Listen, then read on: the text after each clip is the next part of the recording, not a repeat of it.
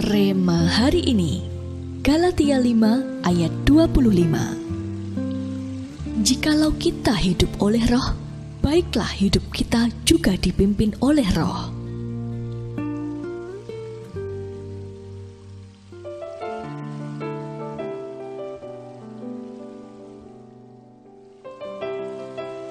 Sepanjang bulan kemarin, kita telah mempelajari mengenai Roh Kudus dan memahami bahwa tahun ini Roh Kudus akan berkarya lebih dahsyat lagi dalam hidup kita.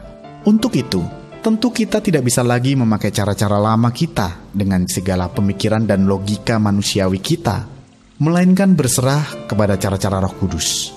Lalu, bagaimanakah kita dapat hidup seiringan dengan Roh Kudus? Kita dapat memetik satu hal sederhana dari kisah mengenai anak-anak kecil yang datang kepada Yesus dalam Injil Markus dan Lukas. Saat itu murid-murid Yesus menghalangi para orang tua yang membawa anak-anak mereka datang mendekat kepadanya, dan Yesus pun menegur murid-muridnya. Bahkan dia sampai berkata, "Barang siapa tidak menyambut kerajaan Allah seperti seorang anak kecil, ia tidak akan masuk ke dalamnya." Dalam Markus 10 ayatnya yang ke-13 sampai 15 dan Lukas 18 ayatnya yang ke-15 sampai 17. Tidak tanpa alasan Yesus mengatakan hal tersebut. Kalau kita mengamati perilaku anak kecil, terutama di usia balita, mereka sangat mudah menaati setiap perintah orang tuanya. Tanpa perlu berdebat, mereka akan segera berdiri dan melakukannya. Sikap hati seperti inilah yang Tuhan Yesus katakan akan membawa kita masuk ke dalam kerajaan Allah. Jika oleh anugerah Tuhan, kita dapat percaya dan menerima karya keselamatan Yesus Kristus, serta dilahirkan baru oleh Roh, maka secara alami, seharusnya kita mau dipimpin oleh Roh Kudus dan menaati segala perintahnya. Hari ini mari kembali jadikan Roh Kudus pemimpin tunggal dalam hidup kita. Izinkan Dia yang menuntun langkah hidup kita. Apapun yang Dia katakan, mari belajar taat. Mulai belajar untuk mendengarkan suara Roh Kudus.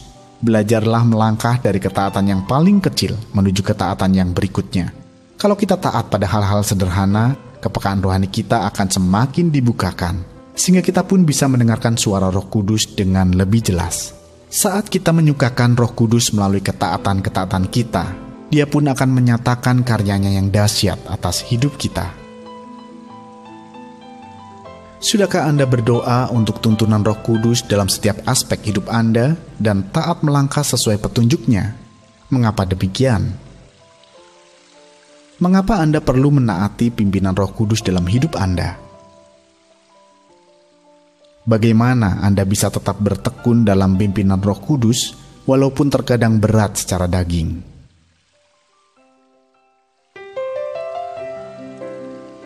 Terima kasih Tuhan atas nasihat firman-Mu hari ini.